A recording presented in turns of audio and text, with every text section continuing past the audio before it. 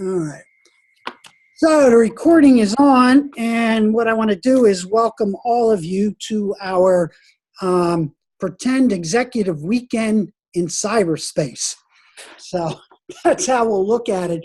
I do have up top here some questions that I'd like you to just take a look at right now and begin to ponder, because as usual, when one goes to a conference that is a very unique one put on by Alan November, and if you're not familiar with Alan's work, I strongly recommend you to get onto his website, because he is, I think, the Pied Piper of how you really begin to look at how this technology is impacting learning, particularly in the K-12 environment, and feel very, very strong about that.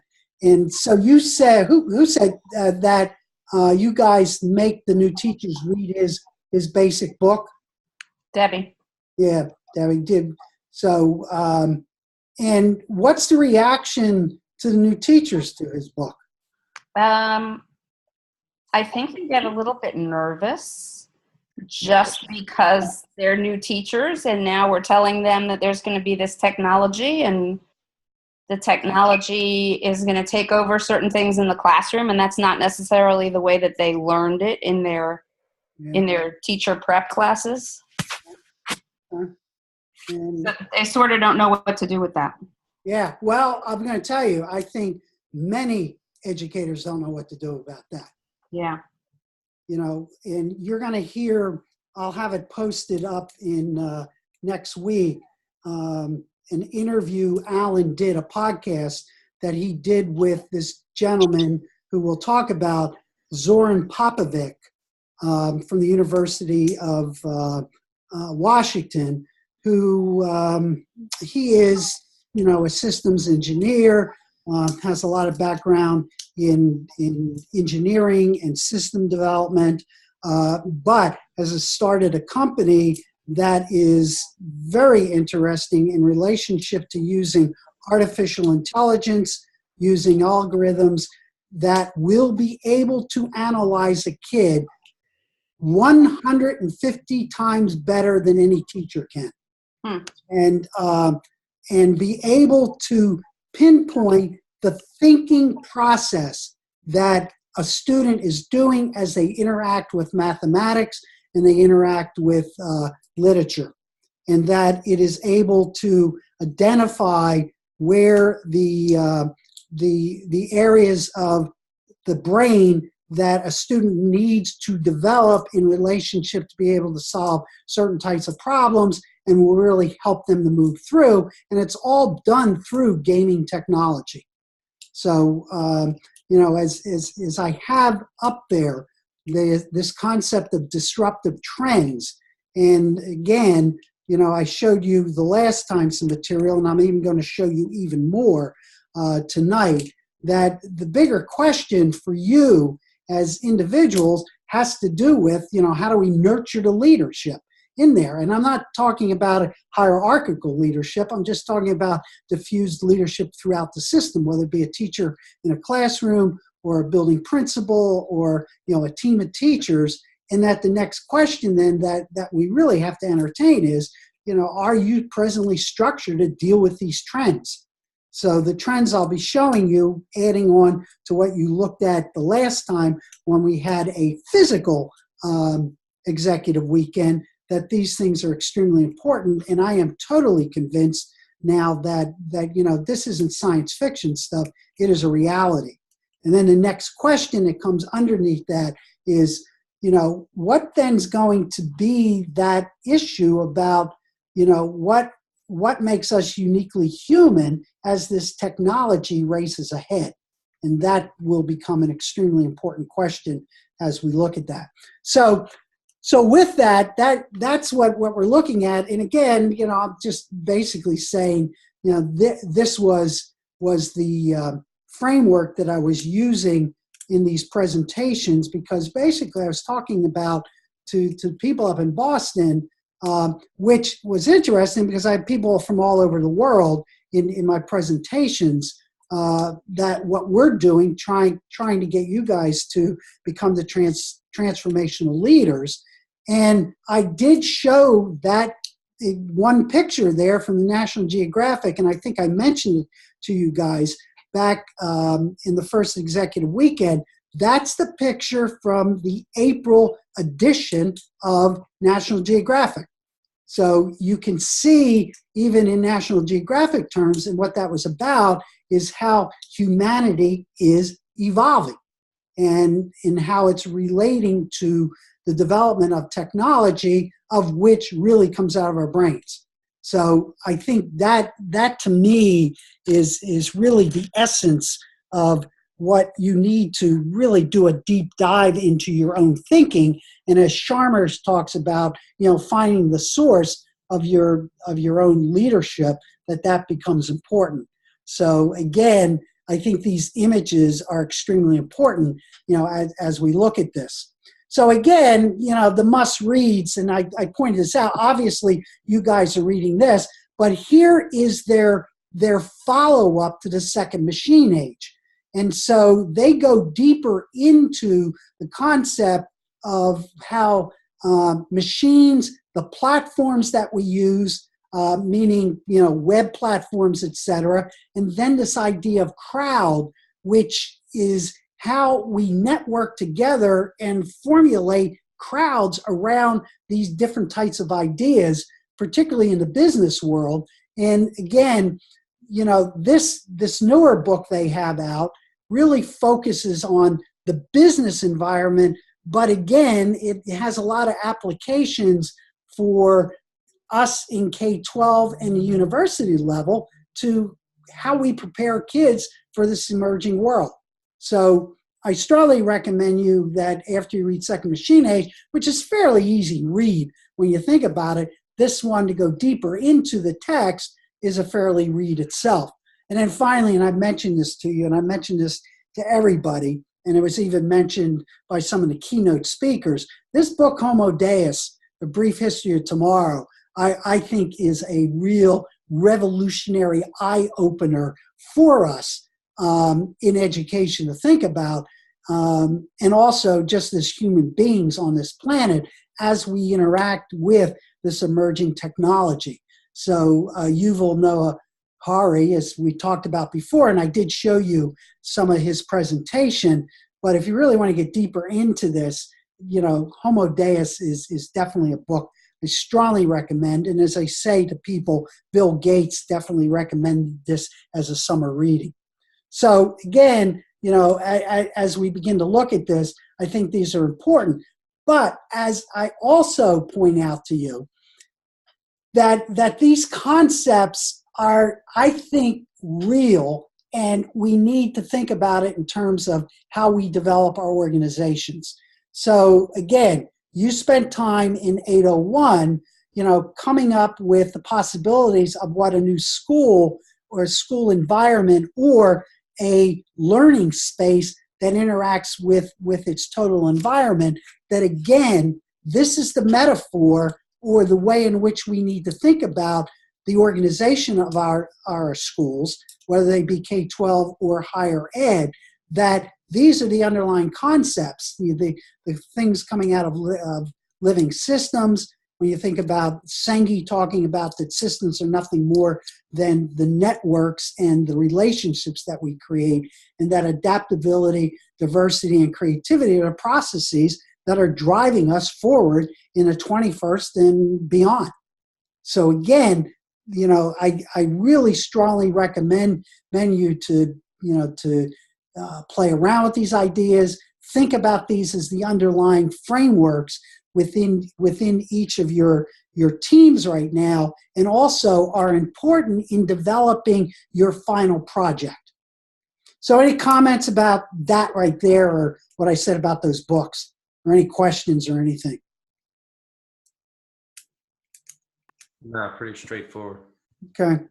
So I just want to, make sure that I'm putting this into a context for you. Then the other thing is, obviously, we looked at the divides coming out of Chalmers, and 1, 2, and 3 are his. And the fourth, the bottom one is mine, and I've talked to Otto about this because I think there is now a technological divide, and that's self-to-automation. And again, the number 47 is extremely important there because the estimates now that are coming out of all the major think tanks and studies done by large banks, corporations, is that by 2025, we're probably looking about 47% of present jobs worldwide will be replaced by automation. So again, as you think about your learning environment and think about what you developed in 801, but now in 802, I'm getting you to narrow this down to a specific learning space and how the technology is going to interface there. But again, I'd like you to think about that in the context of what Sharma brought out, our learning environment, that space that you build when you think about the flow of information, i.e. the curriculum. How do you begin to address these major issues that are involved there? So again, I just want your teens to be consciously aware of that and think about how that becomes an integral part of the design of that specific space that you're putting together. So any comments, questions about that, or any just general thoughts about this?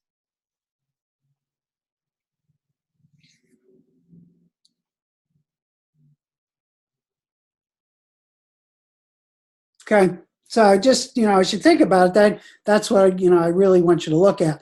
Now, I'm going to set this context for you. The original Industrial Revolution was driven by the discovery that you could use steam engines to do all kinds of interesting things. That was followed by additional revolutions for electricity and computers and communications technology.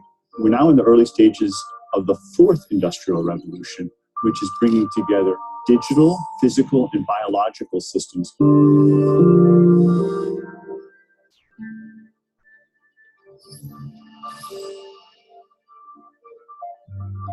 One of the features of this fourth industrial revolution is that it doesn't change what we are doing, but it changes us. We need a different economic model that will allow us to meet the basic needs of every human on the planet, and that will be focused not on growth per se, but on maximizing human well-being. We have energy technologies that can power our civilization, but how do we get it and implement it at the scale we need at a price that people around the world can afford? If we're able to do something to transform cities, to make them more efficient, then the impact can be huge. We can use asset tracking, we can use IT, we can use 3D printing to decouple growth from the resource constraints we have. The question of adding quality to quantity, it's really about the diverse, safe, healthy, and just world with clean air, clean water, clean energy. Together we are fighting to preserve our fragile climate from irreversible damage and devastation of unthinkable proportions. The prediction of 5 million jobs lost by 2020 to technology is serious, but the main question is, how will we define work? How will we share the wealth? How can you have a doctor that really knows a lot about data? How can you have a biologist that knows about medicine? We have to create a space that enables people to think freely, to think divergent thoughts, to think creative thoughts. We really need new education or new training. We're working with a World in Motion and First Robotics, trying to encourage the students from third grade all the way up through the end of high school to pursue science, math, and different technologies. This ability of digital technology to change outcomes, to truly empower people that can create a more equitable growth. Fourth Industrial Revolution has the potential to make inequalities visible and to make them less acceptable in the future. I was the first person in the world to be able to voluntarily move my legs while stepping in a robot. The cure will be possible if enough of the right people have the will to make it happen. We're seeing this incredibly exciting convergence of genome editing, DNA sequencing. Governments have a very important role to play in enabling the safe and effective use of technologies. We need to take responsibility at every level of society to adapt to these technological challenges, which are redefining what it means to be completely embedded in this world. Even though we have everyday problems we have to solve, We have to find a way to lay the foundations for the innovations of tomorrow. So, actually what I'm going to do is I'm going to go back to the last slide. So, as you watched that and you heard things, obviously it went by fast, but you know, what did you hear? And as you think about that, what you heard, think of it in the context of these 4 divides.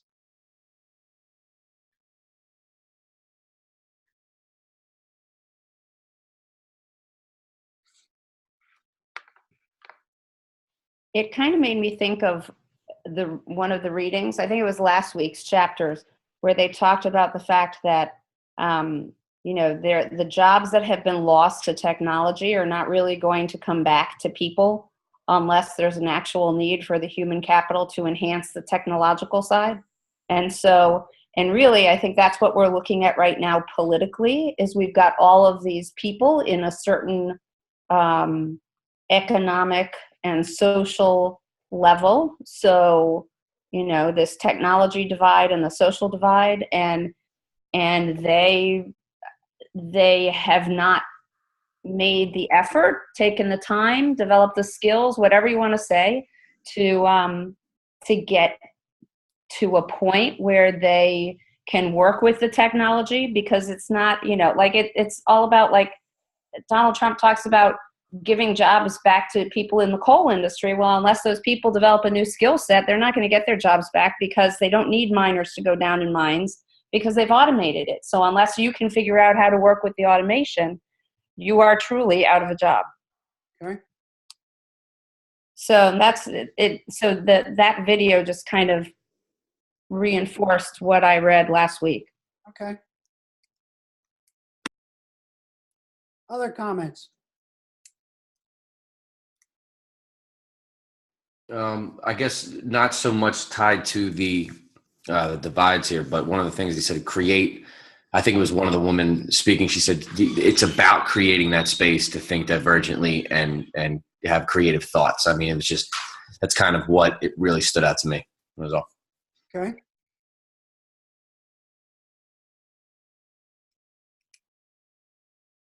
How about some others?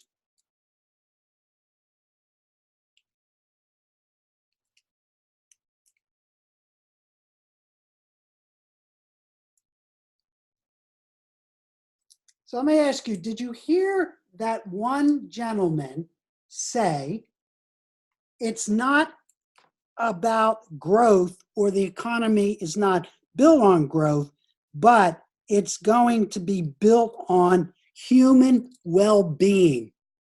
Did you catch that phrase when he said that? And if you didn't, but you now hear it, now what does that mean in relationship to how technology deals with these divides, at least the first 3?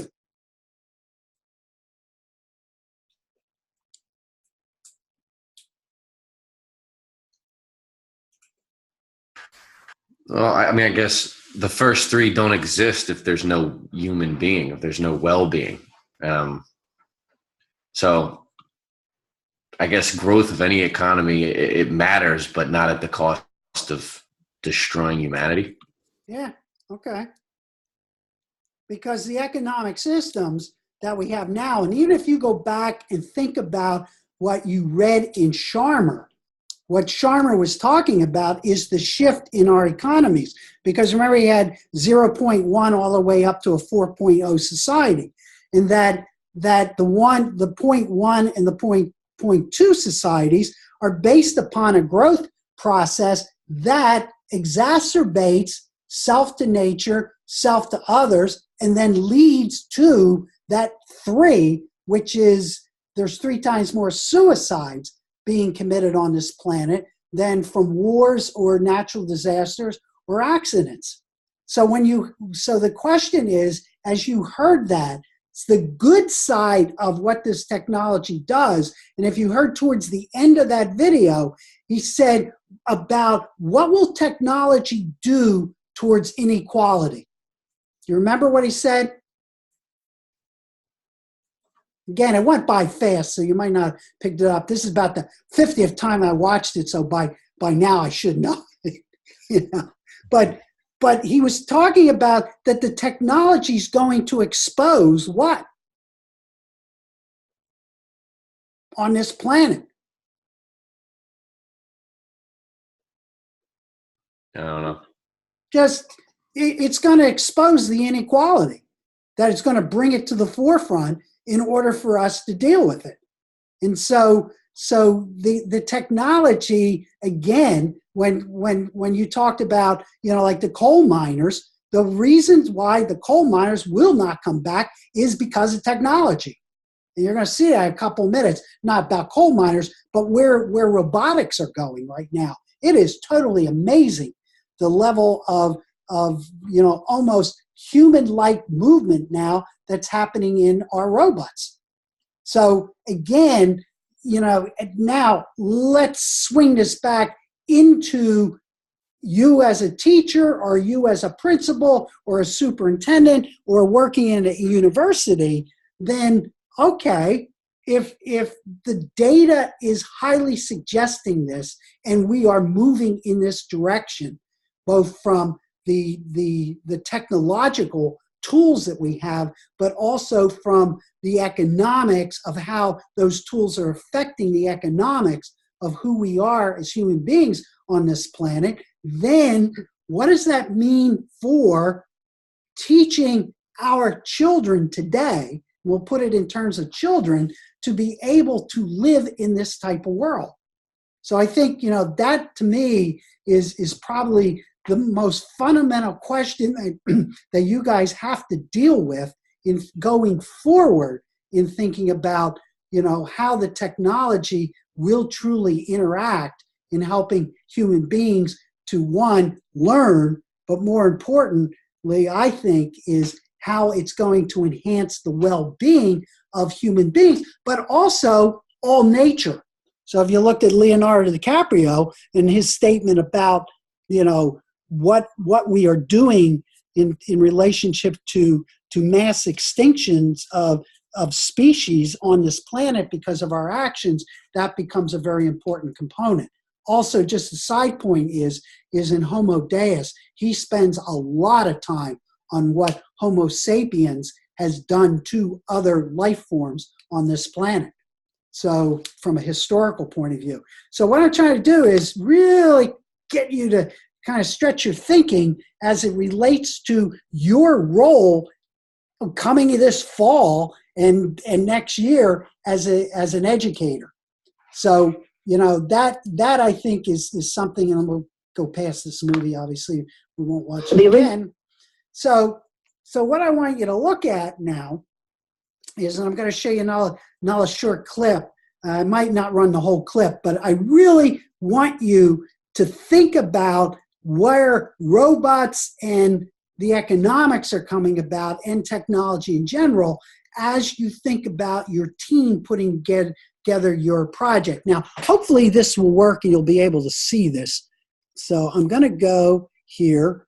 Now, my question is, before I move forward, can you guys see that screen, or no? It's a Brave New World. Robots. Oh, that's all you're seeing. Okay, hang on one second, because let me bring this. I think I can do this. Hopefully we'll be able to do this. I want to bring this into our screen, and I know what I'm going to have to do. So let me put this here. Now, you still can't see that, right? No. No, okay, that's all right. Hang on one second, because I got to move this around. I got to stop the share. Now you just see yourselves, and now I have to go back to screen share, and I want to show this. Now you should be able to see that, right? Yes. Okay, cool. So here we go. I'm going to let you watch this, and we'll watch most of this. And I want to see what you think about this in terms of yourselves and schools.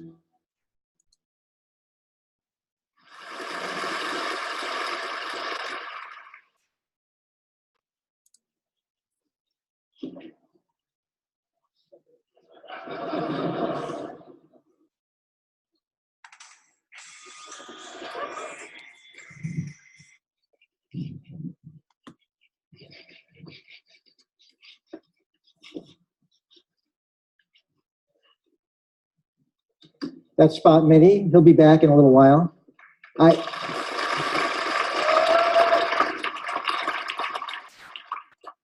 love building robots. And my long-term goal is to build robots that can do what people and animals do.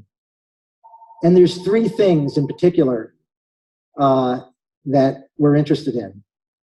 One is balance and dynamic mobility. The second one is mobile manipulation. And the third one is mobile perception. So dynamic mobility and balance. I'm going to do a demo for you. I'm standing here balancing. I can see you're not very impressed. Okay, how about now? How about now? Those simple capabilities mean that people can go almost anywhere on Earth on any kind of terrain. And we want to capture that for robots. What about manipulation? I'm holding this clicker in my hand. I'm not even looking at it, and I can manipulate it without any problem. But even more important, I can move my body while I hold the manipulator, the clicker, and stabilize and coordinate my body, and I can even walk around. And that means that I can move around in the world and expand the range of my arms and my hands and really be able to handle almost anything. So that's mobile manipulation. And all of you can do this. And third is perception. You know, I'm looking out of the room with over 1,000 people in it, and my amazing visual system can see every one of you. You're all stable in space, even when I move my head, even when I move around. That kind of mobile perception is really important for robots that are going to move and act out in the world. So I'm going to give you a little status report on where we are in developing robots toward these ends. This is, the first three robots are all dynamically stabilized robots. This one goes back over a little over 10 years ago, Big Dog, and it's got a gyroscope that helps stabilize it. It's got sensors and a control computer. Here's a cheetah robot that's running with a galloping gait where it recycles its energy, it bounces on the ground, and it's computing all the time in order to keep itself stabilized and propelled. And here's a bigger robot that's got such good locomotion using its legs that it can go in deep snow. This is about 10 inches deep, and it doesn't really have any trouble. This is Spot, a new generation of robot, just the slightly older than the one that came out on stage. And we've been asking the question, you know, you've all heard about drone delivery. Can we deliver packages to your houses with drones? Well, what about plain old legged robot delivery? So we've been taking our robot to our employees' homes to see whether we could get in the various access ways. And believe me, in the Boston area, there's every manner of stairway, twists and turns. And so it's a real challenge, but we're doing very well, about 70% of the ways. And here's mobile manipulation, where we put an arm on the robot and it's finding its way through the door. Now, one of the important things about making autonomous robots is to make them not do just exactly what you say, but make them deal with the uncertainty of what happens in the real world. So we have Steve there, one of the engineers, who's giving the robot a hard time. And the fact that the programming still tolerates all that disturbance, it does what it's supposed to. Here's another example where Eric is tugging on the robot as it goes up the stairs. And believe me, getting it to do what it's supposed to do in those circumstances is a real challenge, but the result is something that's going to generalize and make robots much more autonomous than they would be otherwise. This is Atlas, a humanoid robot. It's a third generation humanoid that we've been building. I'll tell you a little bit about the hardware design later. And we've been saying, how close to human levels of performance and speed could we get in an ordinary task like moving boxes around on a conveyor? And you know, we're getting up to about 2/3 of the speed that a human operates on average. And this robot is using both hands, it's using its body, it's stepping. So it's really an example of dynamic stability, mobile manipulation, and mobile perception. Here, we actually have two atlases. Now, everything doesn't go exactly the way it's supposed to.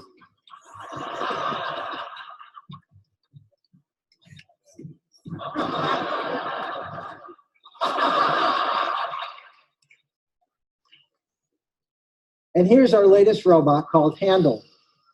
Handle is interesting because it's sort of half like an animal and it's half something else with these leg-like things and wheels. It's got its arms on in kind of a funny way, but it really does some remarkable things. It can carry 400 pounds, 100 pounds. It's probably going to lift more than that, but so far we've done 100. It's got some pretty good rough terrain capability, even though it has wheels. And Handle loves to put on a show.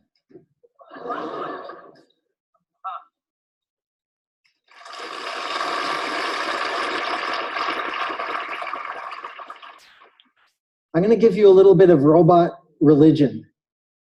A lot of people think that a robot is a machine where there's a computer that's telling it what to do, and the computer is listening through its sensors. But that's really only half of the story. The real story is that the computer is on one side making suggestions to the robot, and on the other side are the physics of the world. And that physics involves gravity, friction, bouncing into things. And in order to have a successful robot, my religion is that you have to do a holistic design where you're designing the software, the hardware, and the behavior all at one time, and all these parts really intermesh and cooperate with each other. And when you get the perfect design, you get a real harmony between all those parts interacting with each other. So it's half software and half hardware plus the behavior. We've done some work lately on the hardware where we tried to go, on the picture on the left is a conventional design where you have parts that are all bolted together, conductors, tubes, connectors. And on the right is a more integrated thing. It's supposed to look like an anatomy drawing. And using the miracle of 3D printing, we're starting to build parts of robots that look a lot more like the anatomy of an animal. So that's an upper leg part that has hydraulic pathways, actuators, filters, all embedded, all printed as one piece. And the whole structure is developed with the knowledge of what the loads and behavior are going to be, which is available from data recorded from robots and simulations and things like that. So it's a data-driven hardware design. And using processes like that, not only the upper leg, but some other things, we've gotten our robots to go from big, behemoth, bulky, slow, bad robots, that one on the right, weighing almost 400 pounds, down to the one in the middle, which was just in the video, weighs about 190 pounds, just a little bit more than me. And we have a new one, which is working, but I'm not going to show it to you yet, on the left, which weighs just 165 pounds with all the same strength and capability. So these things are really getting better very quickly. So it's time to for Spot to come back out, and we're going to demonstrate a little bit of mobility, dexterity, and perception. So this is Seth Davis, who's my robot wrangler today, and he's giving Spot some general direction by steering it around, but all the coordination of the legs and the sensors is done by the robot's computers on board. The robot can walk with a number of different gaits. It's got a gyro, or a solid-state gyro, and IMU on board. Obviously, it's got a battery and things like that. Now, one of the cool things about a legged robot is it's omnidirectional. In addition to going forward, it can go sideways. It can turn in place. And this robot's a little bit of a show-off. It loves to use its dynamic gaits, like running. And it's got one more. Now, if it really a show-off, it would be hopping on one foot, but, you know.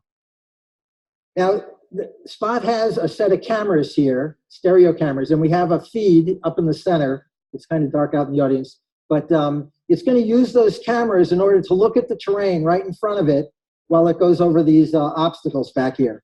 Now, for this demo, Seth is steering, but the robot's doing all its own terrain planning. This is a terrain map where the data from the cameras is being developed in real time, showing the red spots, which are where it doesn't want to step, and the green spots are the good places. And here it's treating them like stepping stones. So it's trying to stay up on the blocks, and it adjusts its stride. And there's a ton of planning that has to go into an operation like that. And it does all that planning in real time, where it adjusts the steps a little bit longer or a little bit shorter. Now we're going to change it into a different mode, where it's just going to treat the blocks like terrain and decide whether to step up or down as it goes. So this is using dynamic balance, dynamic mobile perception, because it has to coordinate what it sees along with how it's moving. Now the other thing Spot has is a robot arm.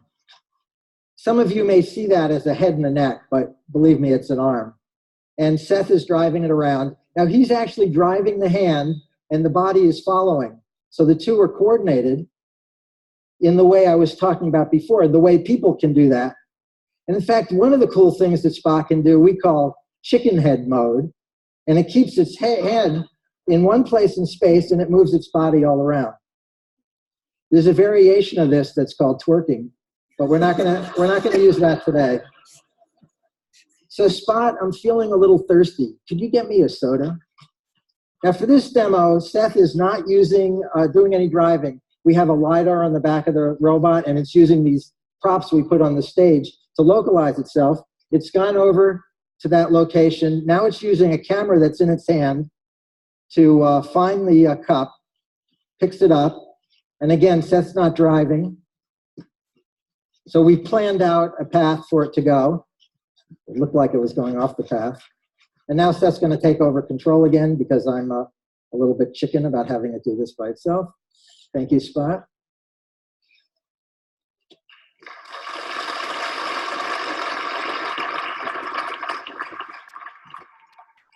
So Spot, how do you feel about having just finished your TED performance? Me too. Thank you all, and thanks to the team at Boston Dynamics who did all the hard work behind this.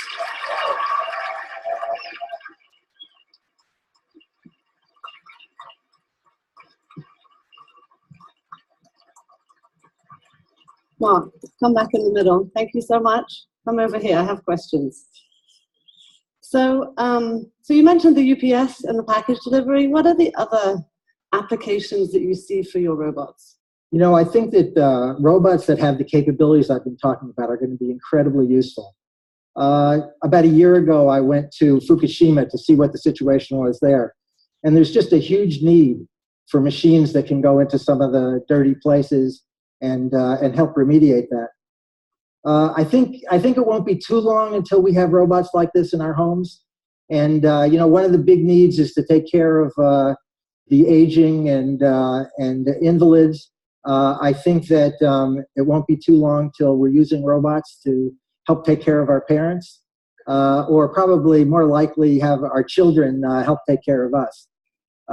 And there's a bunch of other things. I think the sky's the limit. I mean, many of the ideas we haven't thought of yet, and people like you will help us think of new applications. So what about the dark side? What about like the military? Are they interested? Sure. The military has been a big funder of robotics. I don't think the military is the dark side myself. But I think, as with all advanced technology, it can be used for all kinds of things. Awesome. Thank you so much. Okay. You're welcome. Take care. Thank you. So, just what are your thoughts as you watch that? I think it's just amazing to see how much robots can do. But I also think it's a little bit scary because again, you just don't know how far it can go. And I can't help but to think about, you know, those different movies like I, Robot.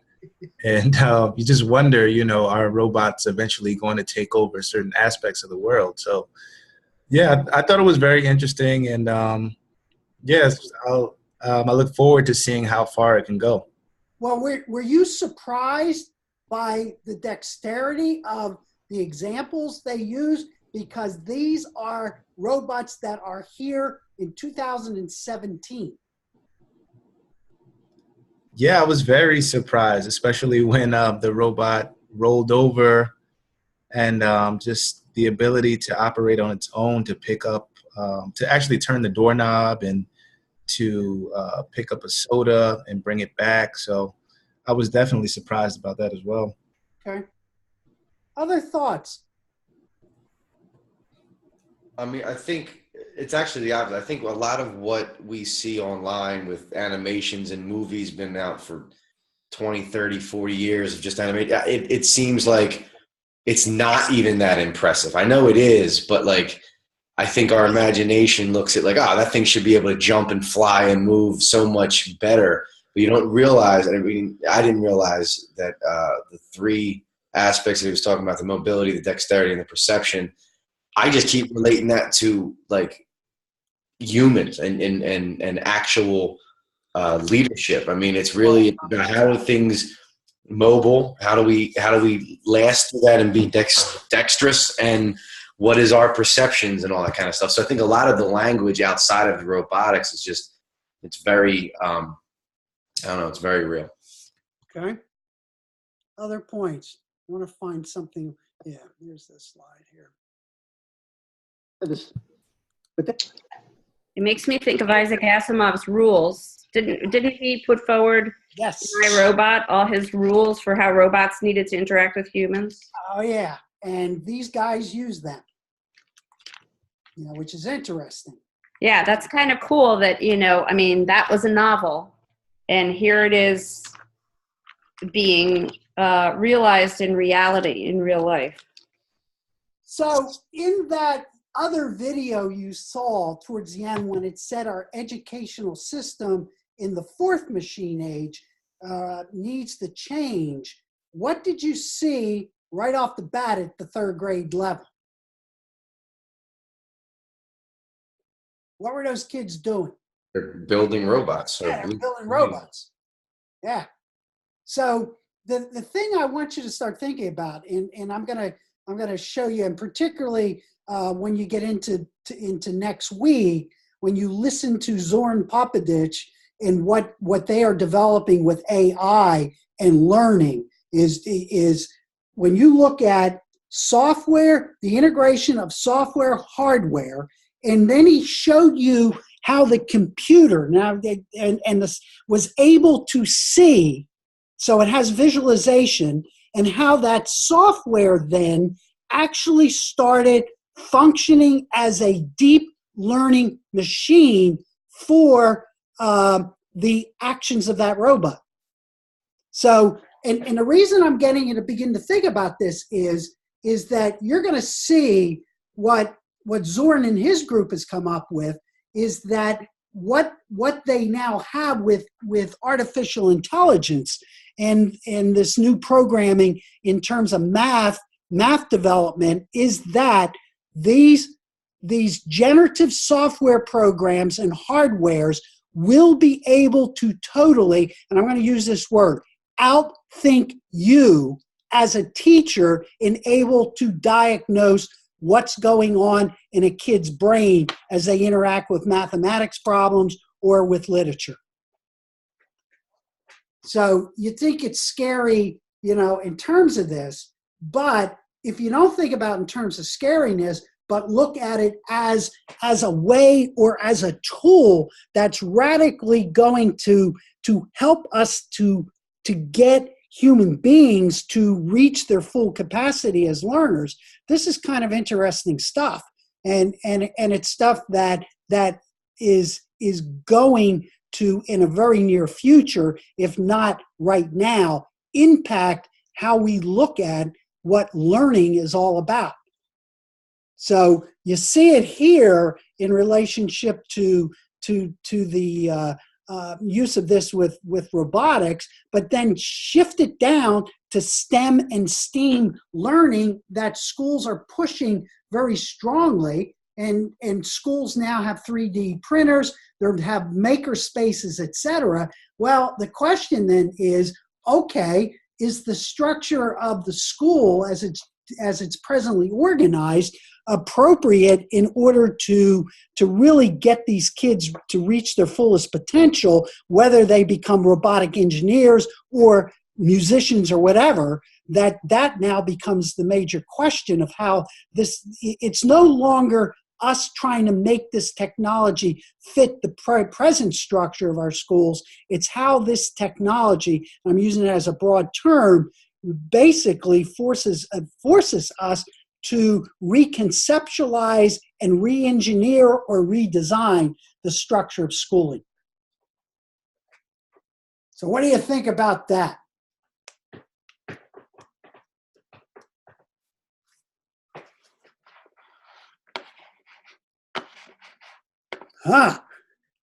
I'm going to stop the share because I need to get back to our other thing here.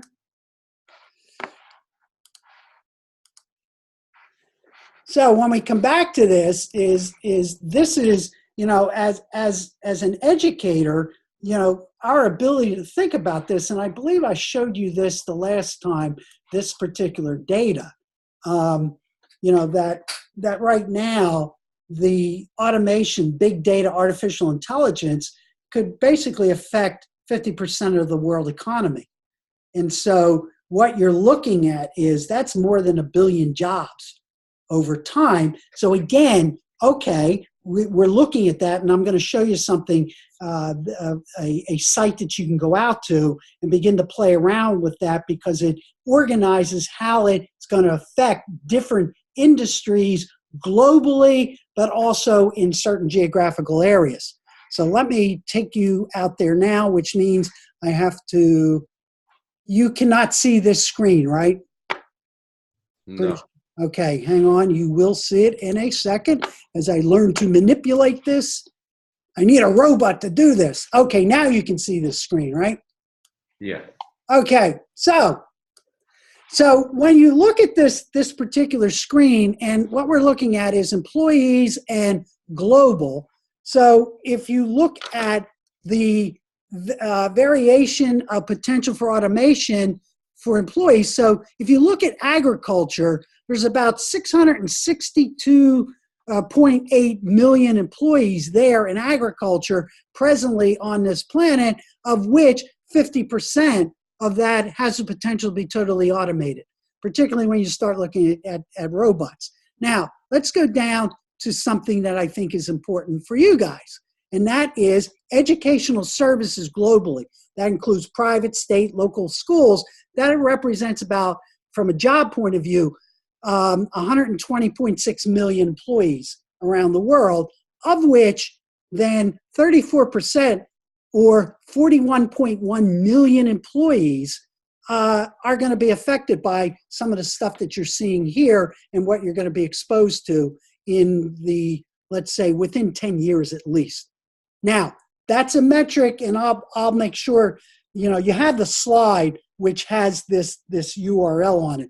Now, if you want to take a look at it from the Americas, and so let's let that go in. So we're looking at the United States.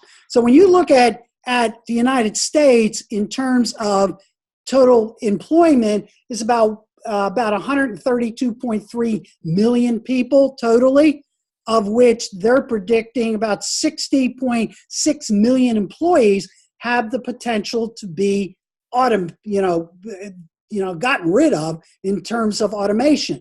Now, again, what we can begin to look at is going down to this process here. So if you look at educational services in the Americas, that's about 23.5 million employees, and the potential is, again, 32% or 7.4 million employees within that sector, which includes private, state, local government, schools.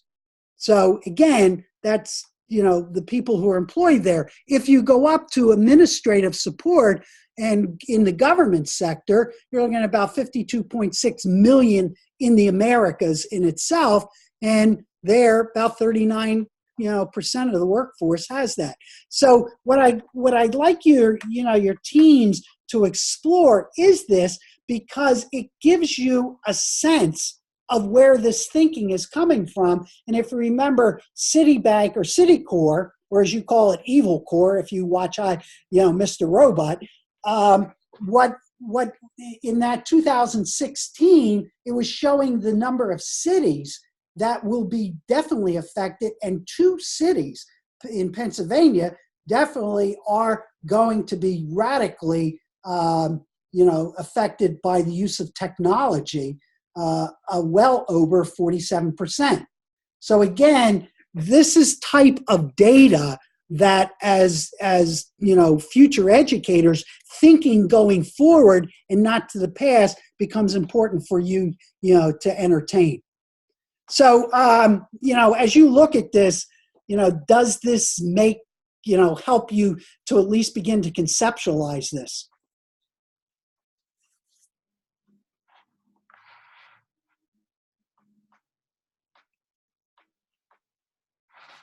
Okay, I'm guessing I'm going to say, yes, it does. Or it's so threatening, we don't know how to deal with it.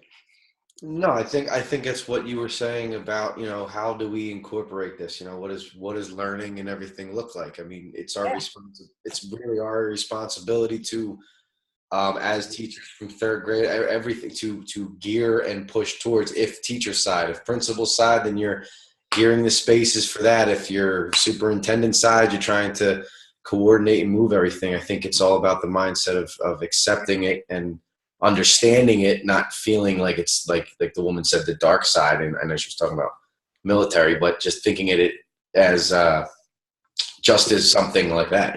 Something definitely needs to be pushed towards. So, and as you get into the second machine age, if you haven't already read through the whole book, or what they're going to raise particularly are policy issues, but that first one is the one that is important. And as they say, from a policy point of view, we need to look at the digital model, like I told you, of not trying to infuse the present system just on top of old methods of teaching and learning. But what we have to do is we have to allow what the structures of this technology will do to, and I'll use the word re-engineer, which is a 90s word, or really begin to think about how we redesign both the physical spaces of learning, but more importantly, I think the mental spaces related to learning. Because if we do that, and again, they strongly promote Montessori as one of the major models of education that will prepare our children well. And that then what we really have to start pushing is this concept of what it means to be entrepreneurial, because fixed-based jobs are going to become less of a direction than entrepreneurial, ever-changing jobs as we move forward. The same way, if you watch the Humans Need Not Apply, as it said at the end there, that college graduates are almost in the same boat as those horses through no fault of their own.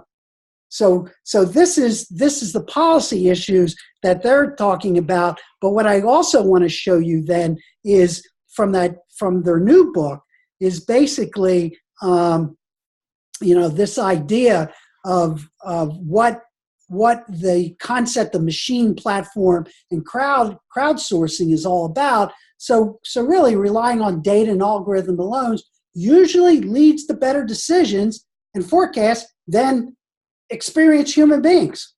And the data is starting to show that. Because if you think about Watson and Watson's use with medical field, it's now, if you have on your iPhone or your Android the Weather Channel app, you see at the bottom it's powered by Watson. Because what artificial intelligence is able to do is to deal with larger chunks of information that we as humans cannot deal with it. Plus, this is the more important thing, it does not have bias. If it is designed appropriately, it does not have the bias that we as humans have a tendency to have. They also say the machine learning really is, building software systems that look for patterns and formulas that that really will allow for, quote, winning strategies. But the way in which that happens is that the machines are given examples, all types of examples, both failures and near misses, etc. So that's how this learning comes about. And again, it's talking about the interface between human beings and the development of this machine environment. And you know this is true because if you have Katana or Siri or any of those devices in your homes now, that this is where we are. I mean, Samsung has smart refrigerators that will alert your cell phone when you're out of eggs or milk, etc. So this is not science fiction anymore. It's not Star Trek. It's there. We are, on the verge of looking at expanding the capabilities of this. And when you even looked at that, robot Spot, he was utilizing all these capacities. And then machine systems of all forms and AI, still lack common sense. So that's extremely important to understand because, and if we go back to that, and I think we talked about this, is that what it cannot do is write a novel because it doesn't have human experience. It cannot develop empathy. It cannot develop leadership. It cannot develop the ability to create collaboration in the way in which humans do. So that is a very important component we need to think about. So if you're teaching kids about this, that's why the teaching of empathy and understanding the awareness factors. So the materials that you read in Sharma, particularly going down the U, are very, very critical human skills that we need to foster in all our children. What they're talking about here is robotics, and you saw it in that video, is data, algorithms, networks, the cloud, and exponential improvement in hardware. And they call it the dance. And so that's going to keep exploding. But when you think about what STEAM or STEM learning is and what it's pushing right now is basically those are the areas that our STEM educational system or our STEAM educational, when I like STEAM better because it brings the empathy and it brings the arts into it, etc., that's the direction. So really the question is, what do you bring into the dance in relationship to your curriculum? And so again, as I said to you, is that this is the interface between this machine learning, AI, the dance, because this is really what we have to look at, because machines are not conscious, and it's going to take, maybe someday they will become that. And so the Terminator will be a reality. But right now, in our lifetimes, most likely it's not going to happen. So based off of those, what's your thinking right now as you hear those things? How does it impact your thinking at this particular point based off what I just gave you? Any thoughts? I think that it has to focus on what that last slide there says. It's the leadership, empathy, collaboration, understanding, awareness, coaching. That's the values that are not yet quite just algorithmic and things that the computers can do, but that's the stuff that needs to be taught. I don't know. I think that's the stuff that does need to be taught to kind of keep that human wellness, the human being aspect. Okay.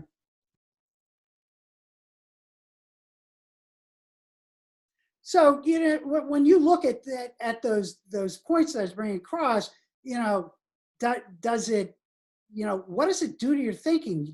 Does it scare you? Does it concern you? What's there right now? Especially, like if you're a classroom teacher or a building administrator. I think what's going to be really interesting is, like you were saying, what are we going to do when the technology is able to do things for us in the classroom? So wouldn't it be great if you know, people talk all the time about kids with learning issues who aren't diagnosed with those learning issues until later than we would like them to be, because nobody was able to really recognize it, or the child was smart enough to overcompensate or to compensate around it. And so won't it be interesting if we can use these machines to do some of that analysis and some of that evaluation, and then be able to grab those kids and teach them appropriately earlier than we are right now. Yeah, and it's interesting, you know, I'm going to tell you right now, it's not, you know, when we can do that right now. And so you won't see it tonight, but that Zoran Popovic, who I told you about, already has, and there's companies out there that already can offer you that AI-based software that will do exactly what you're saying with kids at a very early age, and literally prescribe and be able to show you the development of their thinking processes over time. Wow.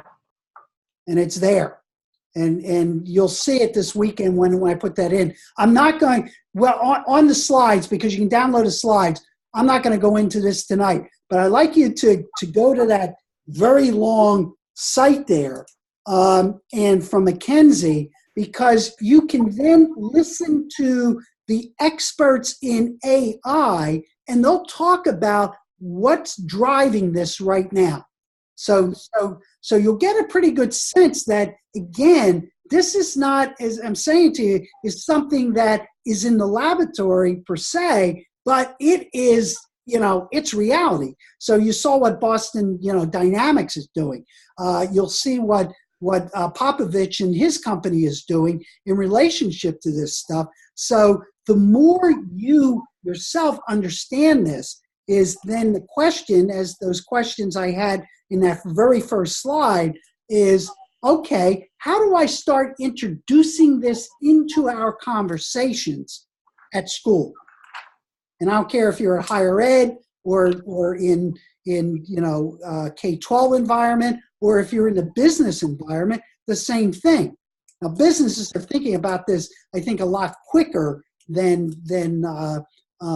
you know, schools do, just because of the nature of the competitiveness that's in the business world. So again, these are things that I think are extremely important for you, you know, to think about. So as your teams are thinking about this, again, let's go back to the iceberg. And again, you know, about the events. So you're getting exposed to stuff right now. You know, I showed you robotic stuff. Question is, how does that play out in terms of your schools? So when you look at what's going on in your schools or will be going on, you know, how do you react to this disruption? Because I'm showing you a lot of disruptive stuff, but more importantly is, how does your system begin to react to it? And then when you go down in looking at the patterns and trends, you know, what's happening over time. Obviously, I'm giving you a lot of stuff, a lot of data about the anticipated future behaviors that could possibly happen. And when you're working on your final project, this is basically what the questions that you should be working with and exploring based upon the material that you're getting exposed to each week. So again, here, what you're talking about, how does the design of a school, but more importantly, this learning space that your team's putting together, you know, how is it going to affect, you know, that behavior of the humans in there, I'm meaning teachers and students, and really, how does this shape our thinking about what knowledge and learning and teaching is all about? You know, how is it actually going to change that, given, you know, the data that I'm showing you that up to 32 to 33% of the work in schools will be automated. And so last then is when you think about the dance, and again, that's the data and the algorithms and networks, etc., then how does that begin to get your own thinking to emerge? And when you go back and think about, you know, what you did in your own analysis of what you and how you use technology on a 24-hour basis, how does this all begin to fit into your understanding of your leadership role as it relates to these new tools? So again, I hope this, you know, I'm kind of structuring an environment for you to kind of scaffold your thinking as you explore these ideas. Does this make sense? Or, you know, any questions about what I got there for you?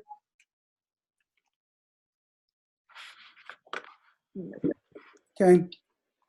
And again, what I'm trying to do is keep relating back to 800, relating back to, you know, 845 and those.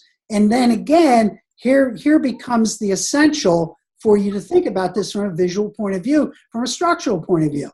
So here's traditionally what we have at the bottom, and here's this emerging, you know, world. So really, the question your team begins to explore is, you know, how are these designs relevant to the world we live into today, the overall world? But then how does it, you know, relate to another issue when you begin to look at, in terms of schools, how does it really, you know, relate to what learning is to become? But more importantly, I think, is the pattern of work that's going to take place.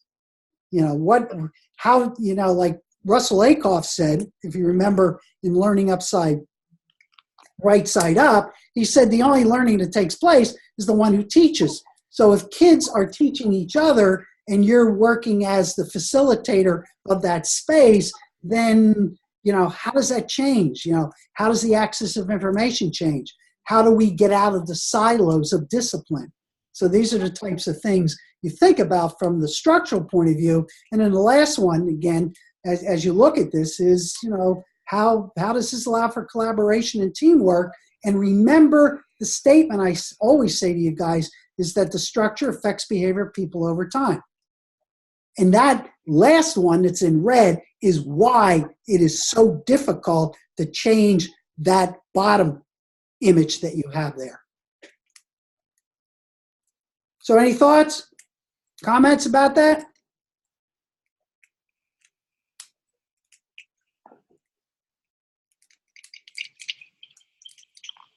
See, if we were together on Saturday, I've broken you up into your teams and make you talk about these things. But it's harder to do it in there. But I hope, you know, that what I'm going to do is stimulate your thinking when you get into your collaborative, you know, groups and really begin to, you know, dive into this at a deeper level after you had some time to process this. So as you think about co-sensing going down to you, really what I'm asking you to do is dealing with what ideas you download from the past and how they interact with this new data I'm throwing out at you and these ideas. And then again, really it's about opening up to suspend the habits of judgment. And again, the way I want you to look at this is these three things is that I hope you go back to your environments, and as you move through this coming school year, whether it be, again, K-12 or in a you know, a university environment, or even a outside of education, that you look at, okay, how do we begin to talk about these ideas? You know, how do we get people to begin to explore these? So that slide, in which you can download, you know, from tonight, because I have it posted, at least it will give you a sense of what you need to explore as you look through this process.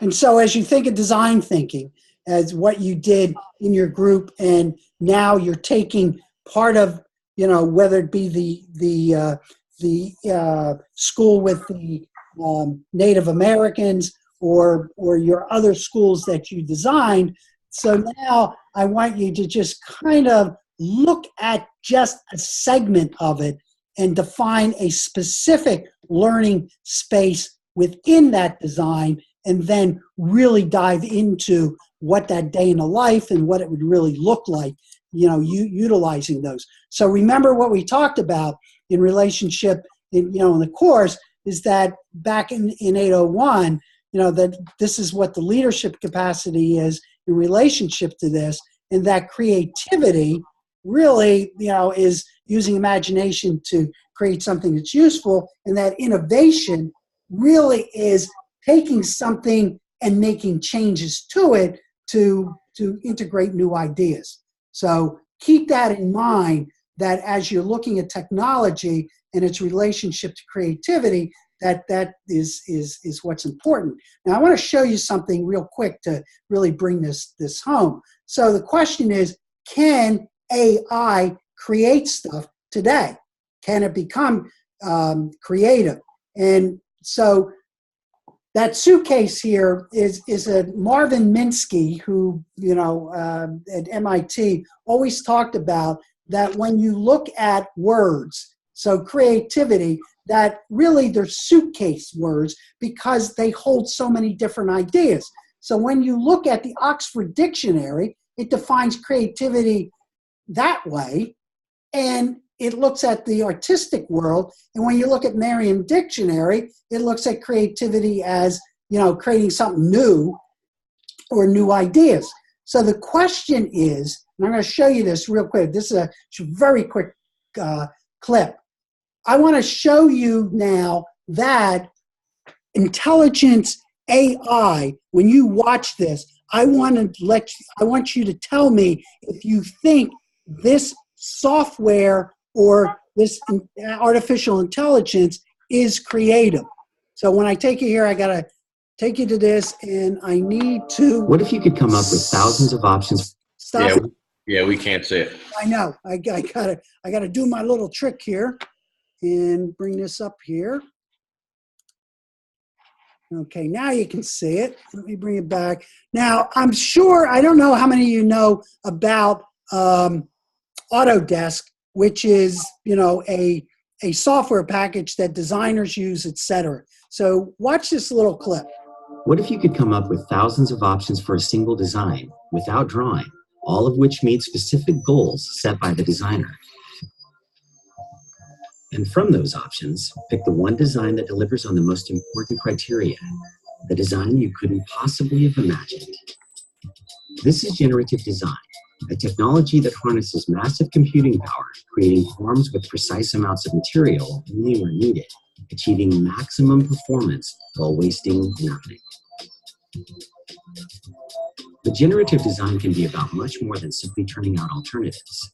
Prototypes can be scanned and equipped with sensors that provide real-time performance data that can be looped back into the design process, so the object, in effect, co-designs itself. And depending on the material and method of manufacture chosen, the software can optimize the design for those choices.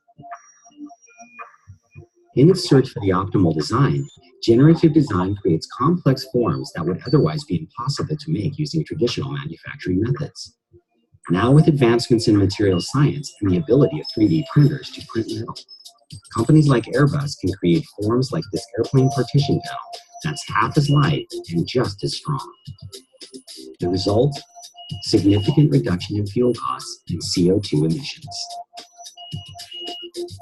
The things that have limited us in the past, software, materials, manufacturing, no longer do so. With generative design, the world can look and perform any way we want it to. This is the next stage in the evolution of design, and it's happening now. So let me stop this and come back to this real quick. So basically what you're seeing there is, and okay. Hang on a second, guys.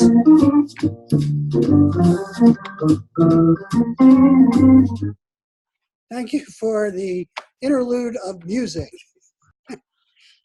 Oh, yeah.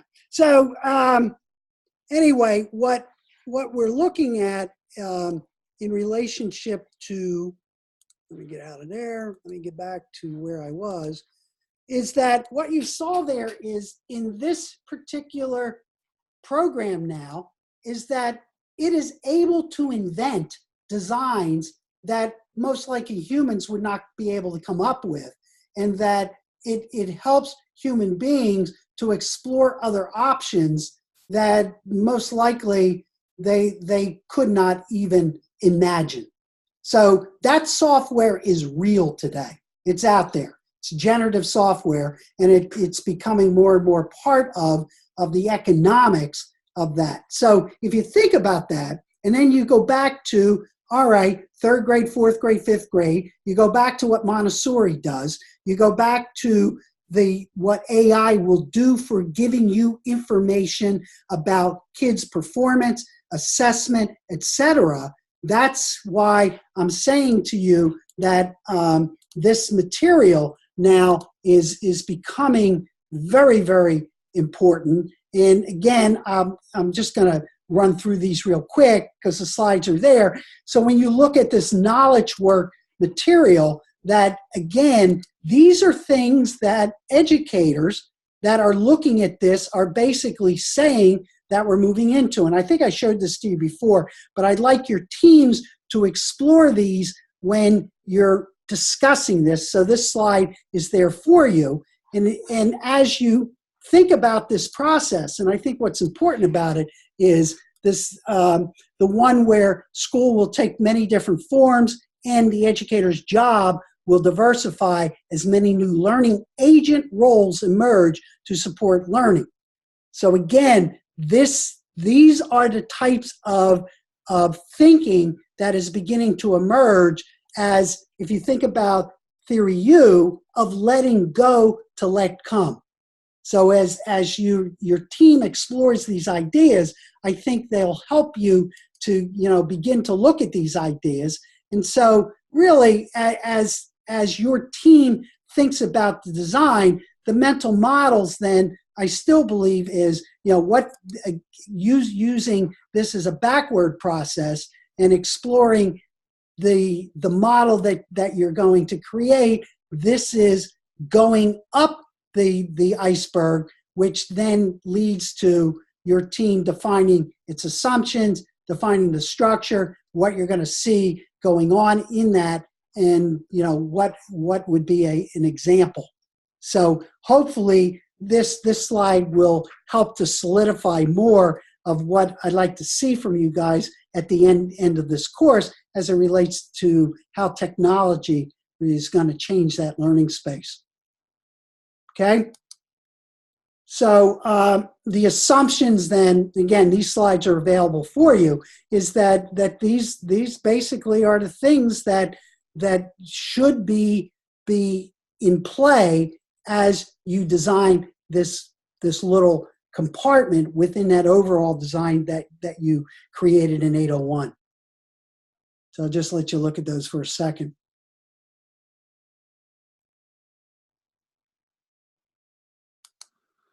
And that, again, this is the last slide, and what I think is very important for you to think about is that relationship to the vision and the current reality, and that, again, as Sengi pointed out, is the tension between those two. That data you're looking at, the tension is where the creativity comes from, and the emotional side of it is in that if the vision and the purpose is strong enough, it will pull the current reality towards the vision. It will never meet the vision. But if the vision is weak and it's not strong enough, the current reality will pull it more and more to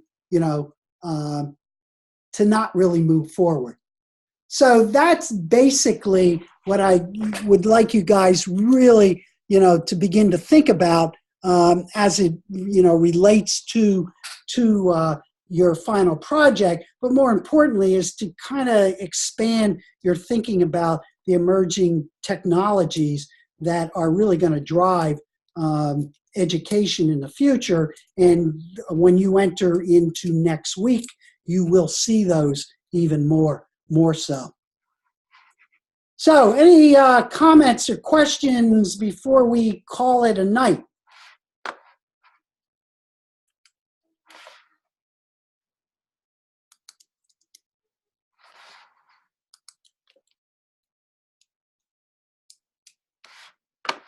Got an idea about your project, obviously.